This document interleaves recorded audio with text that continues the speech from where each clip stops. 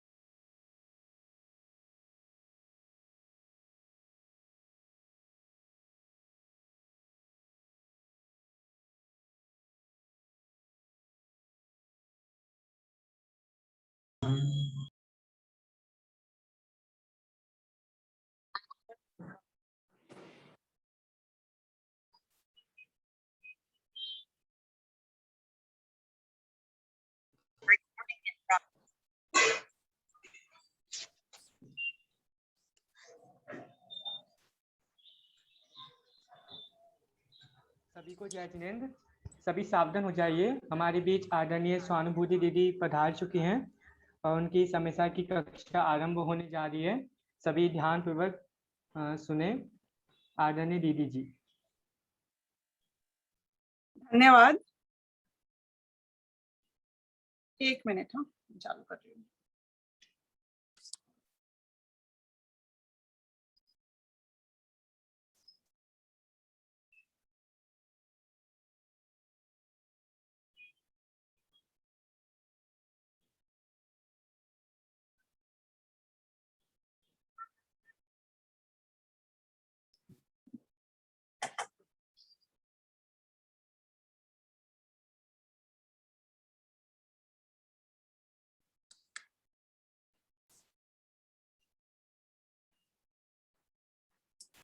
मैं कौन हूँ, आया कहाँ से, और मेरा रूप क्या, संबंध दुखमय कौन है, स्वीकृत करूं परिहार क्या,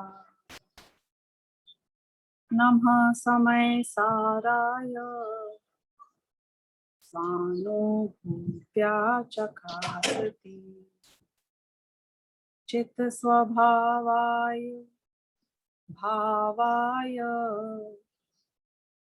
सर्वभावांतरच्छिदे।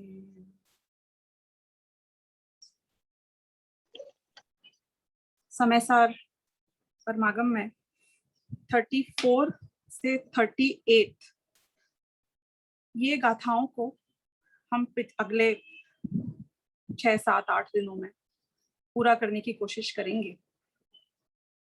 जो विषय चल रहा है समय सार, ये वो विषय है जो हमें वो बात बताएगा जो हमने आज तक नहीं सुनी।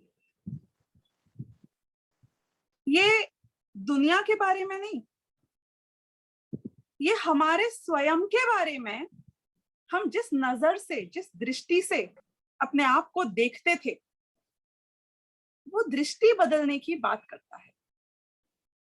अब जो चर्चा चल रही है यहां तक, मैं जानती हूं कि शायद आप लोगों ने, क्योंकि आप उपाध्याय कनिष्ठ के विद्यार्थी हैं, तो समय सार इसके पहले की गाथा तक तो पढ़ नहीं रखा होगा।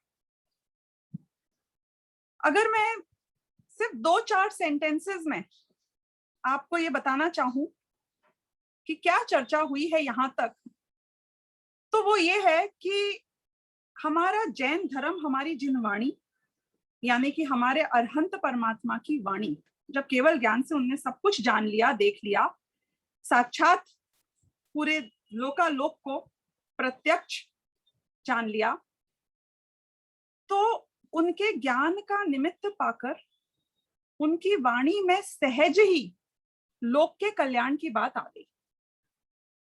अब जैसे कि अगर आप लोग मुझे जूम से सुन रहे हैं, निमित्त बन रहा है मेरा ज्ञान, वाणी है पुद्गल की, लेकिन जो ये वीडियो, ये जूम, ये फॉलो कर रहे हैं, वो मेरे ज्ञान के अनुसार वाणी और वाणी के अनुसार ये जो ट्रांसमिट हो रहा है आपके कर्ण इंद्रिय तक, वही बात ट्रांसफर हो रही है ना।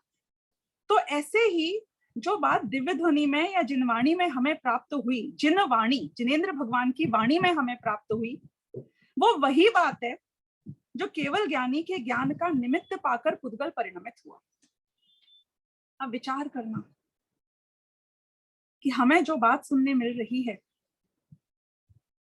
भले ही परोक्ष ही सही, भले ही इनडायरेक्टली सही, लेकिन वो बात सुनने मिल रही है जो भगवान ने जानी। एक बहुत बड़ी प्रॉब्लम थी आपके और मेरे साथ में।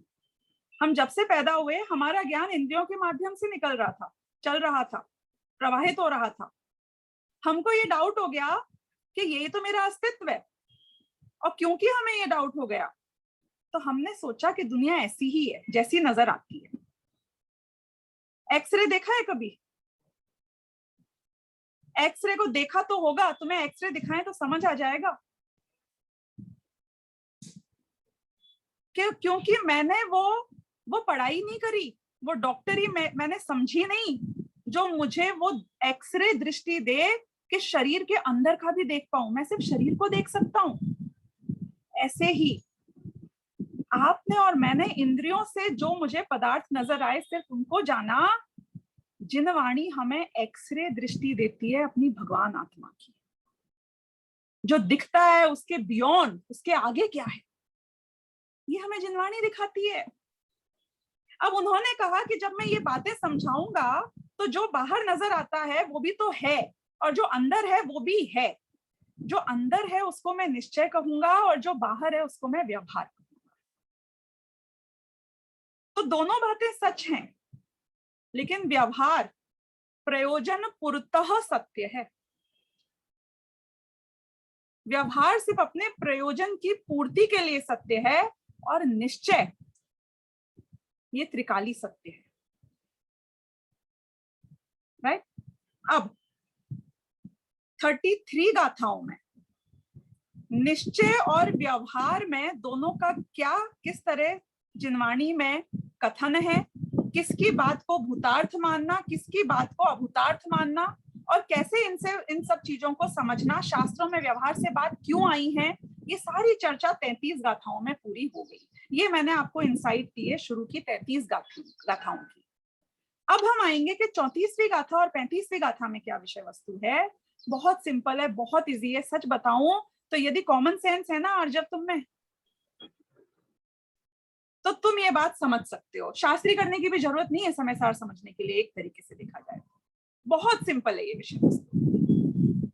वो ऐसी बात करते हैं कि एक शिष्य, जो समझो कुंद कुंदाचार्य का शिष्य था, वो उनसे पूछता है कि बहुत बढ़िया आपने बात बताई कि मुझे निश्चय को भूतार्थ मानना है, निश्चय को शुद्ध नए प्रयोग किया, मुझे शुद्ध नए को भूतार्थ मानना है, व्यवहार को अशुद्ध नए कहा कि मुझे व्यवहार नए को अभूतार्थ मानना है। तुमने कहा शिष्य ने कि आपकी बात तो समझ में आ रही है, थ्योरेटिकली अभी समझो मुझे एक बार समझ में आ रही है। आपने ये कहा कि सारे परद्रव्यों से भिन्न अपने शुद्ध आत्मा का ज्ञान श्रद्धान होना ये निश्चय है, ये शुद्ध नए की बात है, ये बात समझ में आ गई। उसके बाद क्या होगा? What next? सोचो। आप मेरे पास आए, लिपि, तुम्हारा नाम लिपि है कि शाश्वत है? लिपि, तुम आई शाश्वत तुम्हारा नाम है? नहीं, मेरा नाम तो लिपि है और शाश्वत आगे लिखते हैं। अच्छा, हाँ। तो सपोज लिपि, तुम आई अपने गुरुजी के पास और गुरुजी ने बोला कि देखो अपने आत्मा का स्वरूप समझो, और यदि तुम्हें अपना भगवान आत्मा समझ में आ जाता है, फिर चिंता मत करना, तुम्हारे सारे काम हो जाएंगे, तुम मुक्त हो जाओगे। तुम्हारा नेक्स्ट क्वेश्चन क्या होगा कि नहीं ये बात तो समझ में आ गई, हमने समय सार पढ़ लिया, हमने ऐसे अपना सामायिक लगाया, आत्मा का ध्यान करने की कोशिश करी, हमें आत्मा का अनुभव हो गया, डायरेक्ट आत्मा का अनुभव हो गया, इट इज पॉसिबल। फिर क्या होएगा, कुछ करना पड़ेगा कि बस हो गया? ये जिसके भी डिस्टरबेंस आ रहा है वो जरा म्यूट पे जाएगा क्या?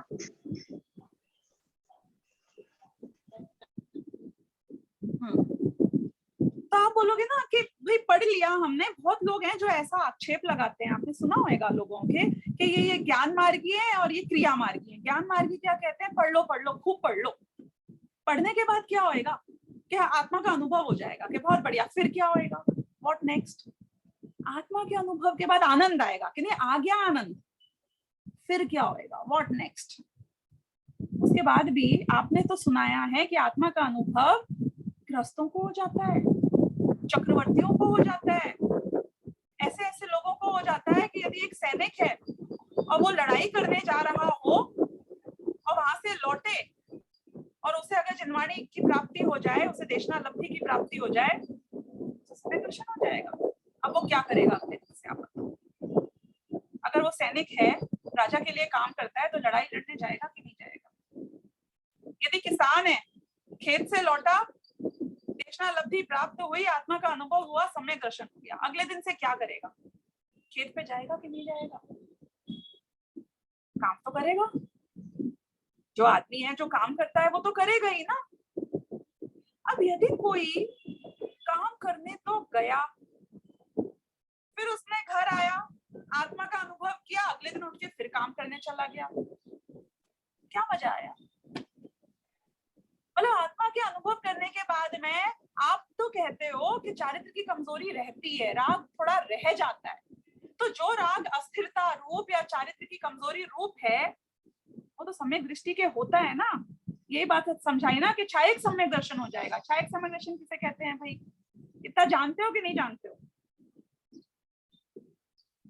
मेरी प्रॉब्लम ये है कि मैं जिन लोगों को ये बात समझा रही हूँ वो कनिष्ठ के विद्यार्थी हैं। अगर तुम शास्त्री सेकेंड ईयर के होते ना तो मैं अलग तरीके से बात करती। तो तुम ये बात समझ पा रहे हो जो मैं कह रही हूँ? राग तो है ना सम्यक दर्शन होने के बाद भी, और छायक सम्यक दर्शन हो जाए। छायक सम्यक दर्शन वो होता है जो एक बार हो जाए तो अब कभी नष्ट नहीं होगा। इसका मतलब पता है क्या निकला? जैसा सम्यक दर्शन केवल ज्ञानी को है ना, जैसा सम्यक दर्शन भगवान का है, क्योंकि श्रद्धान की पूर्णता छायक सम्यक दर्शन के साथ हो जाती है।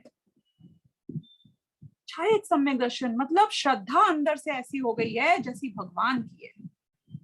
और ऐसे व्यक्ति के जो 100% जानता है कि राग है, जो 100% जानता है कि ये सब गड़बड़ है, वो भी राग कर रहा है, वो भी द्वेष कर रहा है, वो भी खेती कर रहा है, वो भी लड़ाई लड़ने जा रहा है, वो भी शादियां कर रहा है, उसके भी बच्चे हो रहे हैं, नीलांजना के नृत्य देख रहा है।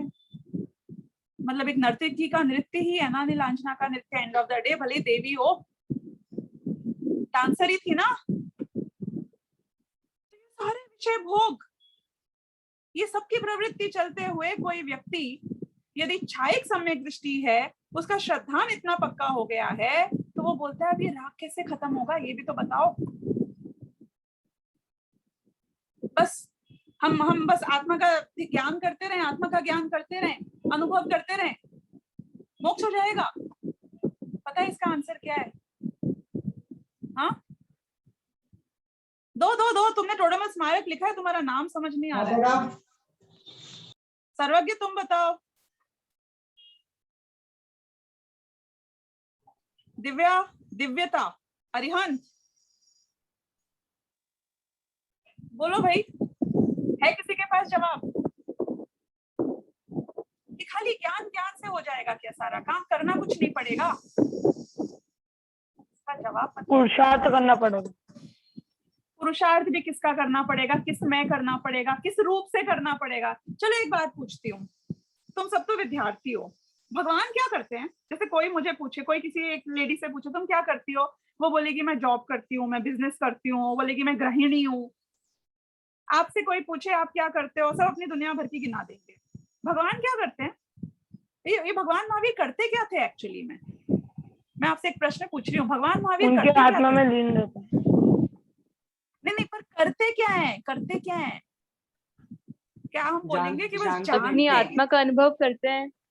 नहीं नहीं, वो तो ठीक है, आत्मा का अनुभव तो सब जानते करते हैं। हैं ना, ज्ञान है ना, वो भी तो आत्मा का अनुभव। और क्या है? जानना, आत्मा को जानना, स्व को जानना, पर को जानना। हमारे भगवान करते क्या है पूरे टाइम? हमारे भगवान के पास ज्यादा काम भी नहीं है देखा जाए तो। उन्हें किसी को बचाना नहीं है, किसी को मारना नहीं है, ये दुनिया का उद्धार नहीं करना है, किसी की पार नहीं पाड़नी है। अरहंतों के पास तो फिर भी हमें कुछ काम नजर आता है, चलो दिव्य ध्वनि तो है उनकी, जो कुछ तो हो रहा है, समथिंग हैपनिंग। सिद्ध भगवान क्या करते हैं? कुछ नहीं करते हैं। तो बोलो भगवान बनना है? अगर भगवान जैसा हमें बनना है, अगर सिद्ध हमारे साध्य है, तो इसका मतलब हमें कभी ये नहीं स्ट्राइक हुआ कि मेरा स्वभाव अगर सिद्धों जैसा है तो मुझसे भी क्या एक्सपेक्टेशन होनी चाहिए काम की, कि मैं बस जानूं और देखूं। हाँ? कुछ नहीं करना है कि नहीं कुछ तो करूंगा, कि करोगे ना। क्या करोगे? कि ज्ञान, ज्ञान करना ही तुम्हारा करना है, क्योंकि तुम में ज्ञान होता है, इसलिए ज्ञान करने को ज्ञान कहा जाता है। बाकी कर्तृत्व बुद्धि से पर द्रव्य में तो कुछ हो नहीं सकता, और स्वद्रव्य की भविष्य की पर्याय नियमित है, नक्की है, प्री डिसाइडेड है, तो बचा ही नहीं ना कुछ करने के लिए हमारे पास। तो अब नेक्स्ट क्वेश्चन पूछती हूँ। इन सारे क्वेश्चंस में से हमारी इन दोनों कथाओं का जवाब मिलेगा कि यदि सपोज मैं आप लोगों से पूछूं कि कुछ त्याग व्याग व्रत व्रत भी लिए हैं कि बस ऐसे ही टाइम पास करते रहते हो, पढ़ाई लिखाई करते रहते हो पूरे टाइम? अनिका, प्रेरक, तुम लोगों ने हाथ ऊपर किए हैं, बोलो।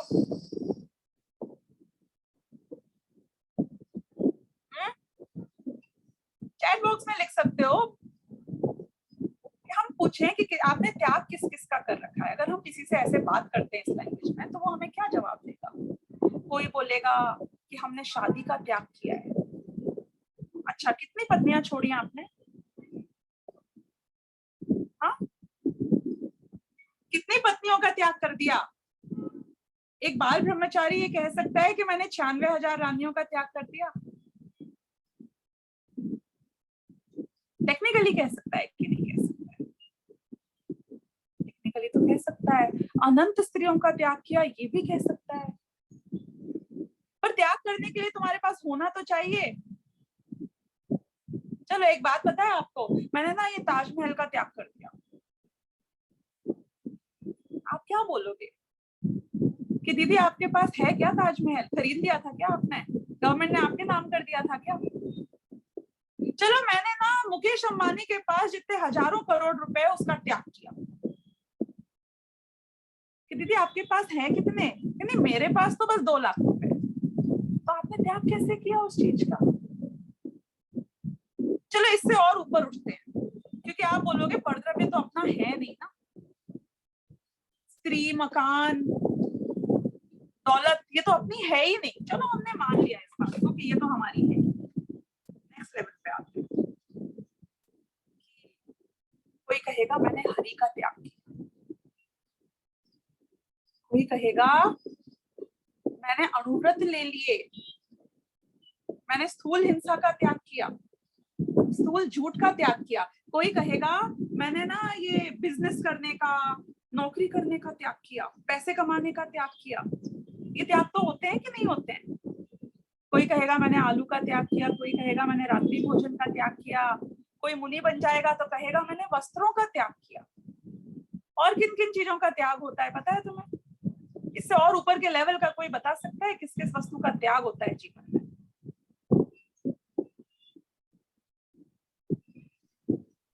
संसार का त्याग। संसार में किसका त्याग करोगे? वही महल का, घर का, पत्नी का, बच्चों का, कपड़ों का, गाड़ी घोड़े का, बर्तन का, किसका त्याग करेंगे? आचार्य कहते हैं कि पर द्रव्य तेरा कभी हुआ ही नहीं था जो तू उसका त्याग करेगा। जब मैं घर का त्याग करता हूँ, वास्तव में मैं घर को कहीं जंगल में छोड़ के नहीं आता हूँ, घर को छोड़ के खुद जंगल में चला जाता हूँ। पर वस्तु का तो त्याग हो ही नहीं सकता, क्योंकि आत्मा ने पर वस्तु को कभी ग्रहण किया नहीं। शरीर का त्याग सिर्फ मान्यता में होता है, हमारे ज्ञान में होता है, क्योंकि हमारे छठे सातवें गुणस्थानवर्ती मुनिराज उसी शरीर में रहते हुए भी उसके त्यागी कहे जाते हैं। शरीर का त्याग करने के लिए आत्महत्या करना नहीं पड़ती है, शरीर में रहते हुए अरहंत बन जाते हैं। शरीर का त्याग सिर्फ मान्यता और ज्ञान में होता है, शरीर का त्याग कभी भी फिजिकली नहीं। अब नेक्स्ट, वास्तव में किसका त्याग होता है? आप जानते हैं किसका त्याग होता है? पर द्रव्य में तो हमने जान लिया था अपने भ्रम को, अपने इस ज्ञान को कि अब मैं इसे अपना मानता था, अब मैं इसे अपना नहीं मानता। वास्तव में देखा जाए तो सिर्फ राग का ग्रहण और राग का त्याग, वो भी वास्तव में नहीं, अपनी मान्यता में होता है। क्योंकि राग स्वयं भी आज तक त्रिकाली आत्मा को छू नहीं पाया। यदि राग ने त्रिकाली आत्मा को छू लिया होता तो राग के नष्ट होने के साथ आत्मा का एक अंश नष्ट हो जाता, हमारा आत्मा ही अपंग हो जाता। लेकिन अनादिकाल से राग मेरे साथ है, आज तक इस आत्मा को, त्रिकाली ध्रुव को छू नहीं पाया है। इसलिए राग नष्ट हो जाता है और आत्मा पूर्ण केवल ज्ञान स्वरूप पर्याय में भी केवल ज्ञान को प्रकट कर देता है। ये वस्तु का स्वभाव। तो त्यागा किसे जाता है? बहुत टेंशन दे दिया आपने, क्योंकि राग तो मेरे में बहुत है, और राग को त्याग तो तब होएगा जब मैं अरहंत बनूंगा। तो अरहंत बनने तक, सम्यक दर्शन होने से लेकर अरहंत बनने तक बीच में क्या करेंगे हम, ये बताओ आप। इस पूरे काल में अब सुनना, ये अगली सारी गाथाओं का सार एक तरीके से बता रही हूँ, थोड़ी सूक्ष्म बात है, लेकिन तुम लोग अगर ध्यान से सुनोगे तो समझ आ जाएगी। ये जीव जब अपने आत्मा का, त्रिकाली रूप भगवान आत्मा का स्वयं के अनुभव रूप स्पर्श करता है, यानी कि मुनि हो जाए, 11 अंग 9 पूर्व का ज्ञानी हो जाए, विकल्पों में अपने आप को राग से भिन्न कहे, शब्दों में कहे कि राग नहीं हूं मैं, शुद्ध आत्मा हूं, उस सब की बात नहीं हो रही है यहाँ पर। तो स्वयं अपने आत्मा का अंदर उतर के अनुभव करे, ये उस चीज की बात चल रही है। त्रिकाली ध्रुव का शुद्ध नए रूप जो मेरा त्रिकाली अस्तित्व है, जब उसको स्वयं अनुभव करके जाने, ऐसा जीव जब तक ये अरहंत अवस्था को प्राप्त नहीं कर लेता है, यानी कि पूर्ण शुद्धता को प्राप्त नहीं कर लेता है, तब तक इसके दो रूप वृत्ति चलेगी, जिसे आप आचरण भी कह सकते हो, जिसे आप चारित्र भी कह सकते हो। कभी वो शुद्धोपयोग रूप होगी और कभी वो शुभ या अशुभोपयोग रूप होगी। समझ में आ रहा है? बढ़ती जाऊं आगे। अब जब इस जीव की कभी शुद्धोपयोग रूप और कभी शुभोपयोग या अशुभोपयोग रूप वृत्ति होती है, उसकी मान्यता में अशुद्धोपयोग को वो हमेशा हे जानता है, और क्योंकि वो ये ही जानता है कि ये शुभ और अशुभ मेरे लिए हानिकारक है, ये जहर है, वो उनको छोड़ना चाहता है। ये कहते हैं उसका प्रत्याख्यान करना चाहता है। प्रत्याख्यान शब्द का अर्थ होता है त्यागना, त्याग करना, छोड़ना। ये जीव जब उसे ये खजाना मिल गया है अपने भगवान आत्मा का, अविनाशी तत्व हूं मैं, जिसने ये रियलाइज कर लिया है मैं कभी मरता नहीं हूं, जो कभी ना मरे वो मैं हूं, उसको अब जब ये आकुलता स्वरूप अशुद्धोपयोग होता है, जहाँ शांति नहीं मिलती, जहाँ बेचैन रहता है, तो वो उस अशांति को, उस बेचैनी को, उस आकुलता को, उस राग द्वेष को, उस अस्थिरता को, इसे अस्थिरता इसलिए कहा क्योंकि स्वयं में स्थिर नहीं रह पा रहा है, तो परद्रव्य में जो इसकी वृत्ति भागती है, उस भागने को अस्थिरता कहा। जब तुम पढ़ाई करते हो तो तुम्हारे उपयोग को पढ़ाई में स्थिर होना है, जब तुम्हारा उपयोग पढ़ाई में स्थिर नहीं हो तो अस्थिर हो गया ना, डिस्टर्ब हो गया, कहीं और चला गया। ऐसे ही जब छायिक सम्यक दर्शन की प्राप्ति होती है तो मान्यता तो पक्की हो जाती है कि मैं तो यही हूं, लेकिन फिर भी इसका उपयोग भागता है, फिसलता है, डिस्ट्रैक्ट होता है, और फिसलकर पर द्रव्य में जो राग के अंश इसमें अभी भी हैं, उस रूप से परिणमित होता है। अब जो प्रत्याख्यान करना है, यानी त्याग करना है, इस जीव को किसका त्याग करना है? तो इसे अरहंत अवस्था की प्राप्ति हो, इसको वो अशुद्धोपयोग का त्याग करना है, इसको वो अस्थिरता का त्याग करना है, इसको वो राग का त्याग करना है। अब एक बात बताओ कि ऐसा दुनिया में कौन सा विकल्प है जिससे विकल्प खत्म होते हैं? नहीं है ना? ऐसा कोई विकल्प नहीं है जिससे विकल्प खत्म हो सके। जब तक विकल्प रहेंगे तब तक विकल्प रहेंगे। विकल्प को हटाने का विकल्प भी विकल्प है ना? ऐसे ही जब हमको अपने भगवान आत्मा को अपने शुद्धता में रहने के लिए राग का त्याग करने की इच्छा होती है, तो राग को त्यागने की इच्छा, ये भी तो राग है।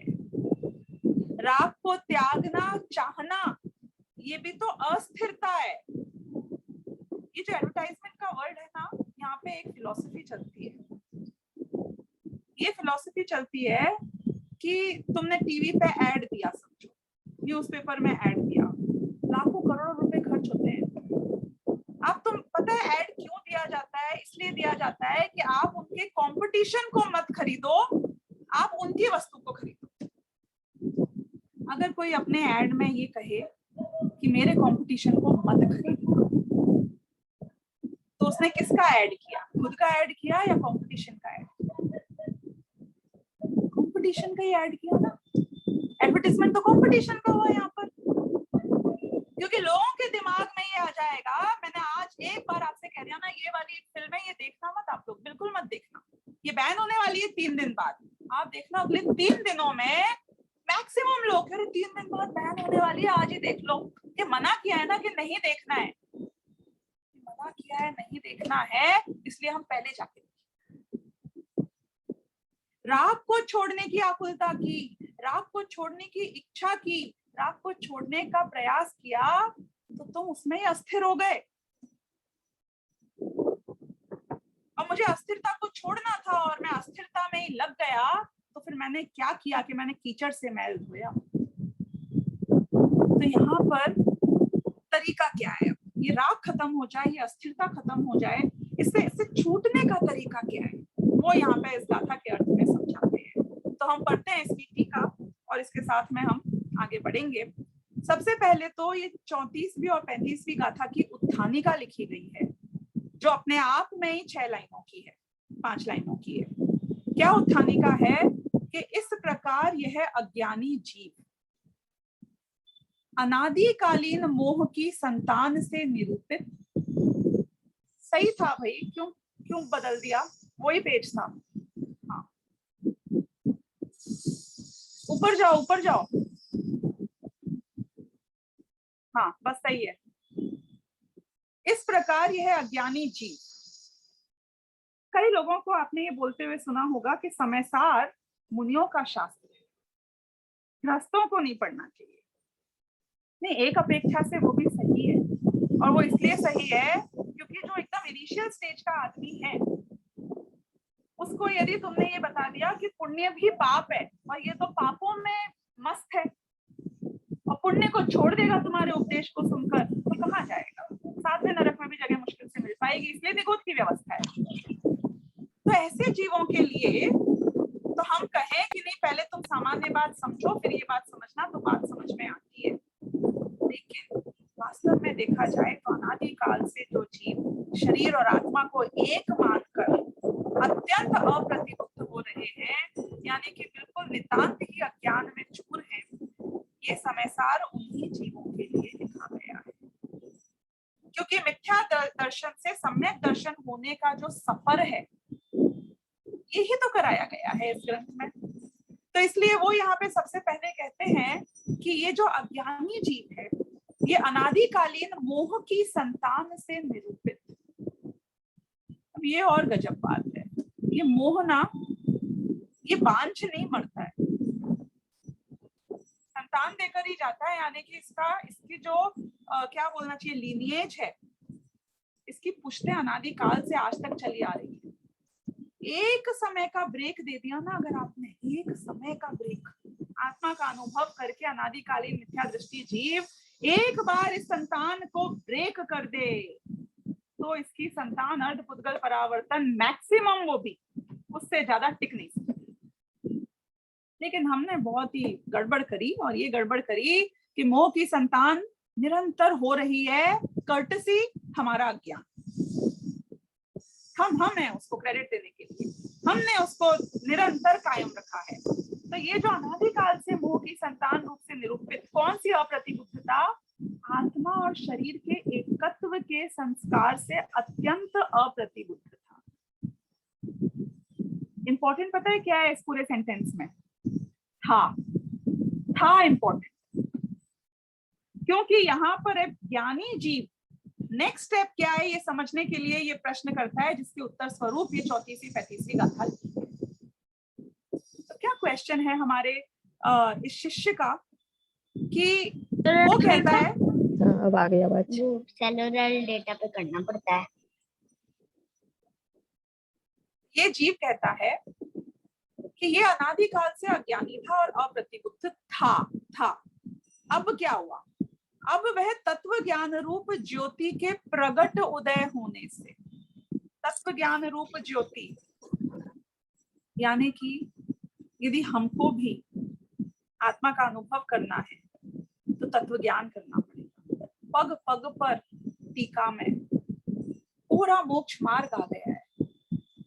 तत्व ज्ञान रूप ज्योति के प्रकट होने पर पहली बात तो हमें क्लिक होनी चाहिए ये बात, तत्व ज्ञान को थियोरेटिकली तो जानना ही है, नव तत्वों को थियोरेटिकली भेद रूप तो जानना ही है, लेकिन उसके सार को समझकर, और समझ होनी चाहिए, हमारे क्लिक होने पड़ेगा उस बात को, वो सत्व को ग्रहण करना पड़ेगा।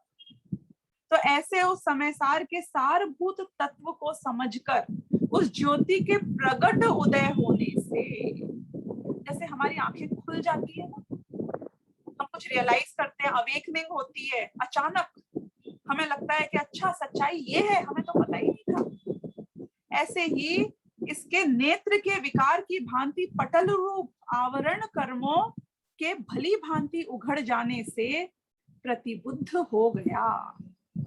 इन्होंने यहाँ पे बताया कि सबसे इजी एग्जाम्पल है कि अपनी आंखें बंद करो, उसके आगे हाथ रख लो, 5 मिनट तक ऐसे ही रहने दो, फिर जब हाथ हटाओगे और आंख खोलोगे तो अचानक दुनिया नजर आने लग जाएगी वापस। हमारा आत्मा अनादिकाल से हमारी दृष्टि में शरीर से ढका था, हमारा आत्मा हमारी दृष्टि में अनादिकाल से राग में ढका था, हमारा आत्मा अनादिकाल से हमारी दृष्टि में भेद और विकल्पों में ढका। हम इन्हीं में घूमते रह गए, इन्हीं में ही आत्मा समझते रह गए और इन्हीं को आत्मा मानकर जीते रहे आज तक। असली अपने ज्ञान स्वभाव को मैंने आज तक जाना ही नहीं कि ये है मेरा असली स्वभाव। तो तो जब ये तत्व ज्ञान मिला, ये शुद्ध नहीं की बात सुनने मिली, तब हमको जैसे आंख के ऊपर से जो विकार था, मोतियाबिंद का समझो ऑपरेशन हो गया। दुनिया धुंधली धुंधली नजर आ रही थी, अब एकदम क्लियर हो गई। अभी तक मैं राग की दृष्टि से आत्मा को देखता था, अब शुद्ध आत्मा को देखता हूँ। ऐसे आवरण कर्मों के भली भांति उखड़ जाने से प्रतिबुद्ध हो गया। ये तो प्रोसेस बताया है। प्रतिबुद्ध हो गया, सम्यक दर्शन की प्राप्ति हो गई, और अपने आप को स्वयं से ही साक्षात दृष्टा जानकर। अब इसने क्या जाना? ये सेंटेंस तो बहुत छोटा सा और सिंपल लग रहा है, पर इसमें अभिन्न षटकारक की बात आ गई। किसने जाना? कि मैंने जाना।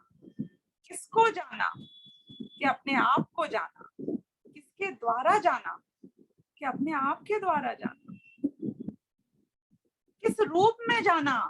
कि साक्षात जाना, प्रत्यक्ष जाना। अपनी आत्मा का अनुभव अपने आप ही होता है।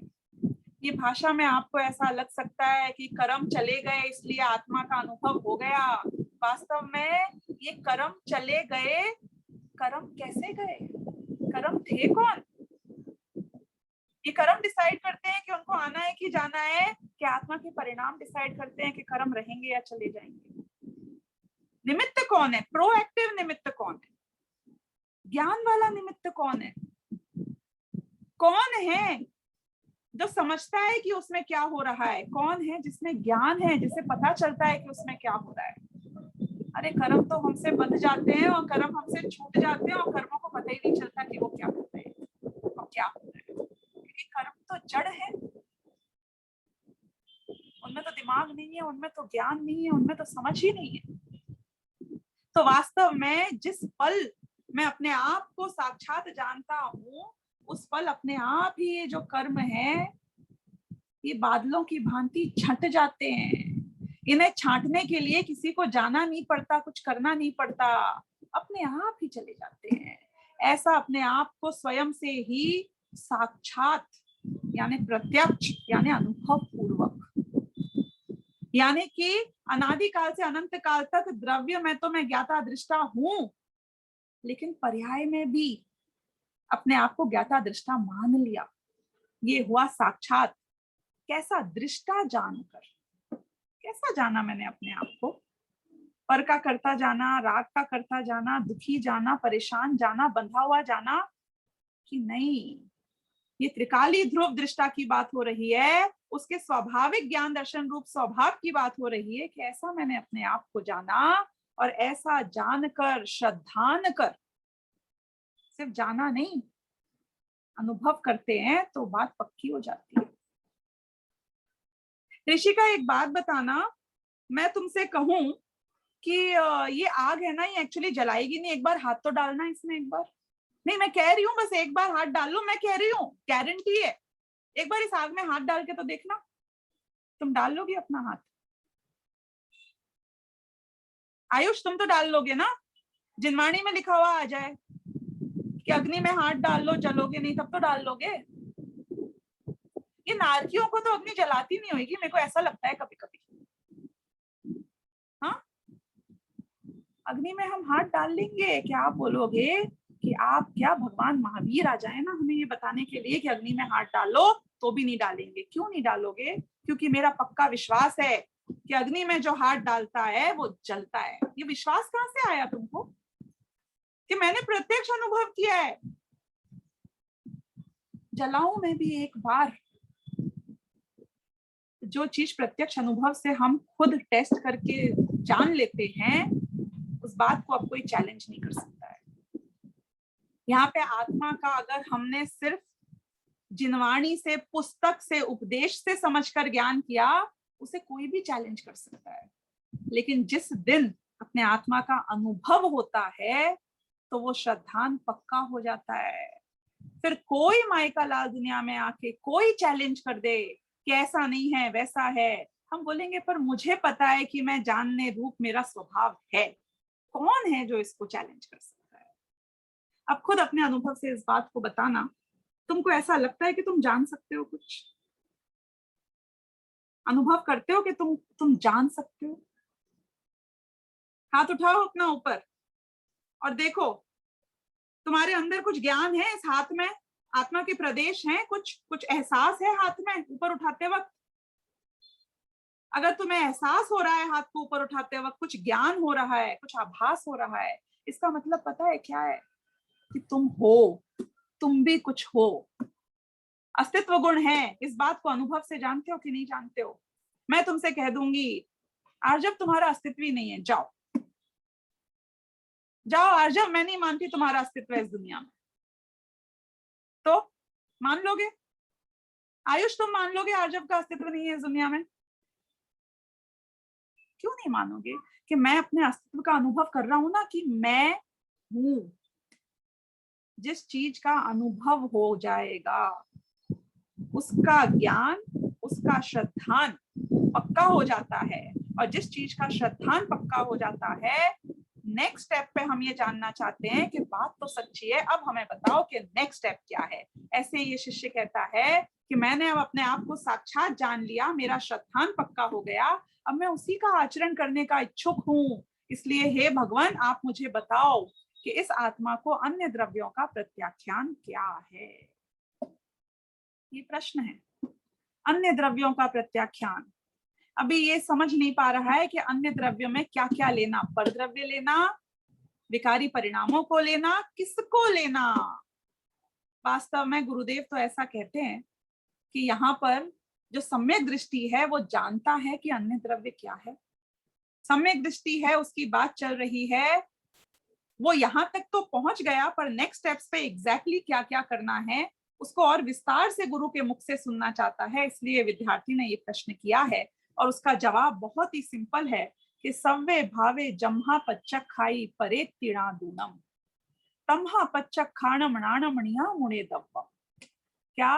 कि सर्व भाव, जितने भी भाव हैं, जम्हा यानी यस्मात, जिस कारण से, जैसे, पच्चक खाई यानी कि जैसे सभी भावों का प्रत्याख्यान होता है, कैसे? परे नादूणम, पर ऐसा जानकर, पर इति नादूणम, पर ऐसा जानकर, तमहा पच्चक खाणम नाणम, इसीलिए ये प्रत्याख्यान ज्ञान ही है। नियमा यानी नियम से, मुणे दव्वम यानी कि जानना चाहिए। अब इसका बहुत सिंपल सा अर्थ है जो मैं आपको बताऊं। प्रोसेस क्या है? आप ये देखो कि मुझे पर द्रव्य से भिन्न आत्मा का अनुभव करना था, और फिर मुझे राग का नाश करना था। इतना सा काम है बस, और कोई काम नहीं है। संसार से लेकर मोक्ष तक इतना ही काम करना है। अब मैंने ज्ञान से पर द्रव्य से भिन्न पहले तो अपने आत्मा को जाना। ये काम किसने किया? पर द्रव्य से भिन्न अपने आप को जानने का ज्ञान ने किया। जानूंगा कैसे? कि जब जानोगे तब जानोगे ना। मैं कैसे जानूं पर से भिन्न अपने आप को? तुम पर से भिन्न अपने आप को जानोगे तो तुम पर से भिन्न अपने आप को जान लोगे, यानी कि जानना पड़ेगा कि ठीक है, पर से भिन्न मैंने अपने आप को जान लिया। अब मैं पर को छोड़ूं कैसे? कि पर में तुझे किसको छोड़ना है? स्टार्ट करो कि पर में मुझको पर द्रव्यों को छोड़ना है, क्यों? तो छोटे छोटे आए हैं। पत्नी को छोड़ोगे तुम, बच्चों को छोड़ोगे, माँ बाप को छोड़ोगे, घर को छोड़ोगे, वो तो प्रगट, उनके प्रदेश भिन्न है, हमारे प्रदेश भिन्न है, वो नष्ट हो जाते हैं, हम रह जाते हैं, उनको तो कुछ छोड़ना है। नेक्स्ट लेवल पर बात करो, शरीर को छोड़ोगे, आत्महत्या करोगे, शरीर रहेगा। मान्यता में सम्यक दर्शन हो गया तो वैसे ही छूट गया है। वो मान्यता में अपना नहीं है ना, एकत्व छूट गया, ममत्व छूट गया, कर्तृत्व छूट गया, भोक्तृत्व छूट गया, तो छूट गया शरीर हमारा। बहुत बढ़िया। अब किसको छोड़ना है? अब ये राग को छोड़ना है। बोले अब राग के लिए कोई दूसरा हथियार दो, कोई टूल लाओ मेरे लिए। ज्ञान से पर से भिन्न तो स्व को जान लिया था, अब ये राग खत्म करने के लिए तो कुछ बताओ क्या करूं। तो उन्होंने बोला कि जैसे पर से भिन्न स्व को जाना था ना तुमने फर्स्ट स्टेज में, तुम जब तक स्व को जानते रहोगे, जब तक तुम कंटिन्यूअसली स्व को जानते रहोगे, राग उत्पन्न ही नहीं होगा। राग उत्पन्न ही नहीं हुआ तो राग का त्याग हो गया कि नहीं हो गया? यानी कि छायक सम्यक दर्शन प्रकट हो चौथे गुण स्थान में, वहां से लेके अरहंत बनने तक जितने जितने काल वितराग चारित्र है, उतने उतने काल प्रत्याख्यान, जितने जितने काल सम्यक चारित्र है, शुद्धोपयोग है, जितने जितने काल राग उत्पन्न ही नहीं होता, उतने उतने काल प्रत्याख्यान चल रहा है। और वास्तव में देखा जाए वो शुद्धोपयोग से जो वीतरागता की वृद्धि होती है, उससे परद्रव्य अपने आप छूट जाते हैं। उससे जो राग इतना डीप हो चुका है, पहले अनंतानुबंधी के लेवल का था, फिर अप्रत्याख्यानावरण के लेवल का था, फिर प्रत्याख्यानावरण के लेवल का था, ग्रेजुअली राग अपने आप कमजोर पड़ता जाता है। राग में कुछ नहीं करना है आपको। देखो एक काम बताऊंगी मैं तुमको करने के लिए, पंखा बंद करना। कैसे बंद करोगे? कि पहले एक स्टूल लाओ, उसके ऊपर चढ़ो, फिर पंखे की पंखुड़ियों को एकदम पकड़ो, हाथ कट जाएगा भाई साहब, कोई डंडा दो, पहले उससे बीच में अटकाऊंगा फिर पकड़ूंगा। ऐसे रोका जाएगा पंखे को? कि पंखा चल ऊपर रहा है, उसका स्विच यहाँ नीचे है, ये स्विच को ऑफ कर दोगे तो पंखा रुक जाएगा। पंखे को बंद करने का तरीका पंखे को जाके बंद करना नहीं है, पंखे के स्विच को बंद करना है। तो राग को छोड़ने का तरीका, राग के छूटने का तरीका राग को जाके छोड़ना नहीं है, राग की धुनाई नहीं करनी है। अरे काम ऐसा करो कि राग पैदा ही ना हो। तो कैसे होगा ये काम? कि जब हम अपने भगवान आत्मा का अनुभव करते हैं, शुद्धोपयोग में रहते हैं, तो राग उत्पन्न ही नहीं होता है। ये स्विच यहाँ है हमारे अंदर, ये स्विच बाहर नहीं है। कई लोग ये झगड़े में आ जाते हैं, मुझे तो बहुत गुस्सा आता है, गुस्सा थोड़ा कम करना चाहिए। गुस्सा कम कैसे होएगा? गुस्से के बारे में सोच के गुस्सा कम होएगा? परद्रव्य के बारे में सोच के गुस्सा कम होगा कि अपनी आत्मा के बारे में सोच के गुस्सा कम होगा?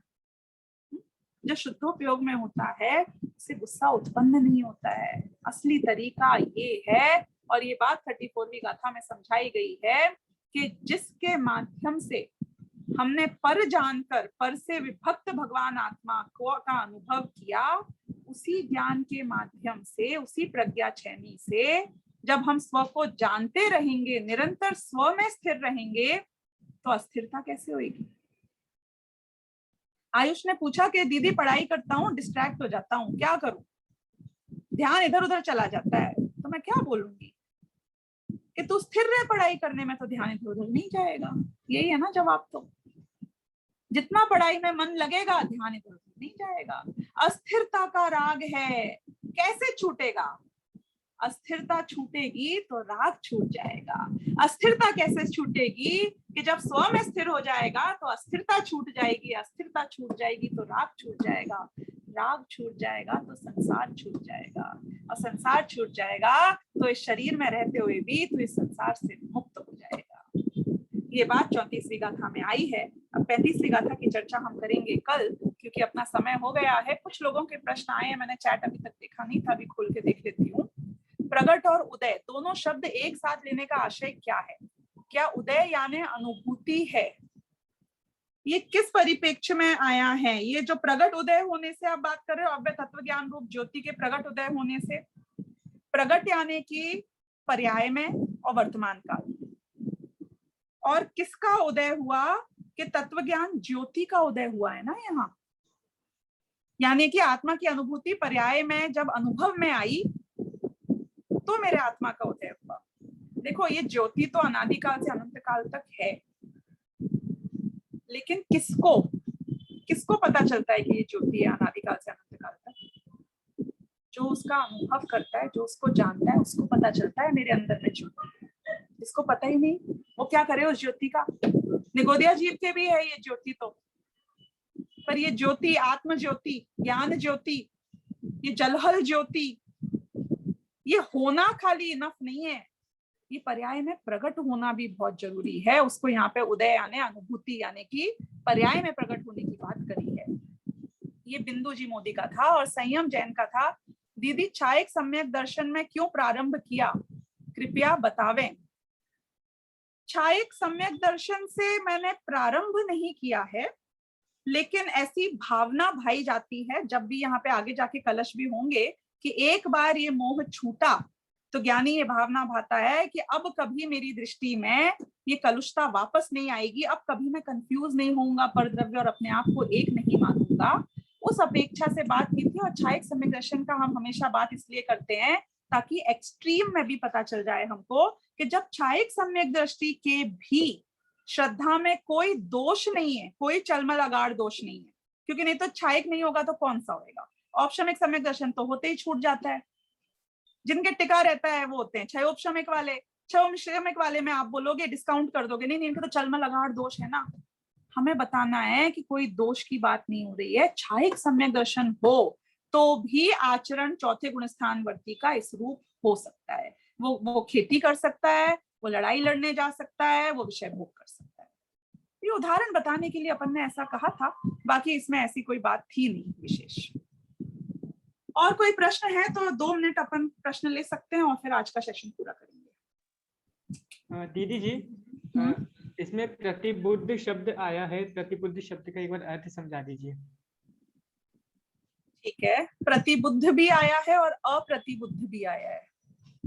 एक्चुअली में तो अप्रतिबुद्ध आया है यहाँ पे। तो जो ज्ञानी जीव है उसे प्रतिबुद्ध कहा है बेसिकली, और जो मतलब सम्यक दृष्टि है वो प्रतिबुद्ध है, और जो सम्यक दृष्टि नहीं है वो अप्रतिबुद्ध है। प्रतिबुद्धता अनेक प्रकार की हो सकती है। अध्यात्म के क्षेत्र में जो आत्मानुभवी हैं वही प्रतिबुद्ध हैं। जैसे ज्ञानी तो डॉक्टर भी ज्ञानी है और पीएचडी भी ज्ञानी होता है, लेकिन अध्यात्म के क्षेत्र में ज्ञानी सिर्फ सम्यक दृष्टि या सम्यक ज्ञानी को ही ज्ञानी कहा जाता है।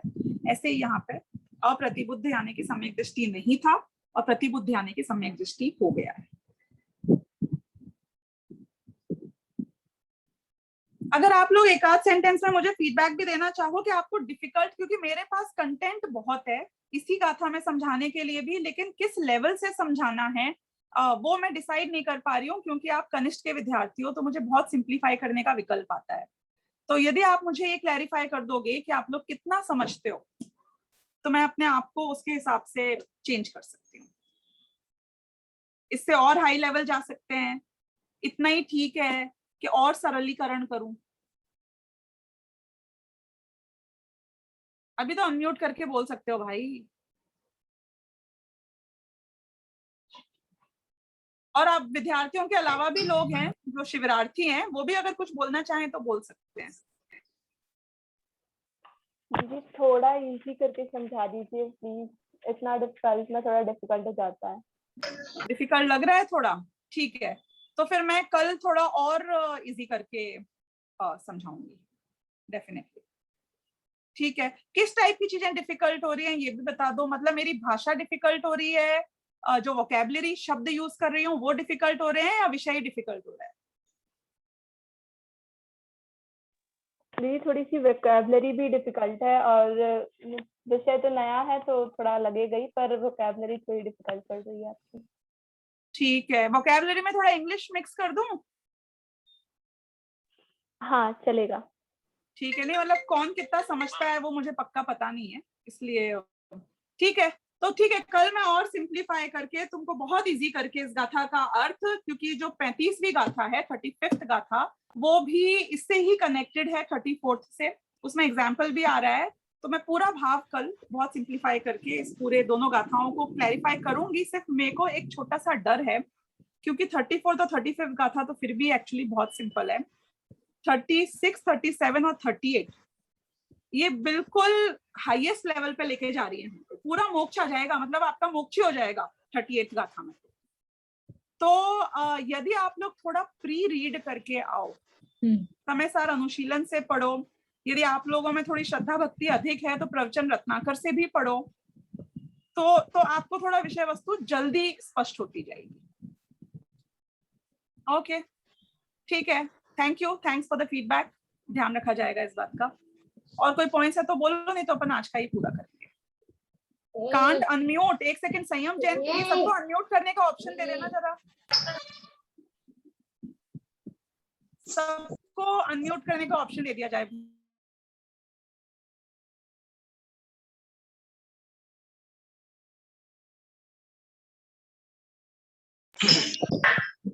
हाँ दीदी, अब मुझे अनम्यूट करने का ऑप्शन मिला, थैंक यू। हाँ दीदी कंटेंट ही थोड़ा सा डिफिकल्ट है, बाकी कोई दिक्कत नहीं है, आपके समझाने का तरीका बहुत ही आसान है। Thank you. ठीक है, तो कंटेंट को भी मैं और करूंगी, तुम लोगों के हिसाब से अडेप्ट करके सिंप्लीफाई करूंगी डेफिनेटली। ठीक है, बढ़िया। ओके, तो अब हम मंगलाचरण करेंगे, अंत मंगलाचरण। हेलो। सहजानंदी शुद्ध स्वरूपी अविनाशी हूँ आत्म स्वरूप। सहजानंदी शुद्ध स्वरूपी अविनाशी हूँ आत्म स्वरूप। सहजानंदी शुद्ध स्वरूपी अविनाशी हूँ आत्म स्वरूप। जावाणी के ज्ञान से सूझे लोकालोक, सोवाणी मस्तक नमो सदा देत मोधो। 9 बार।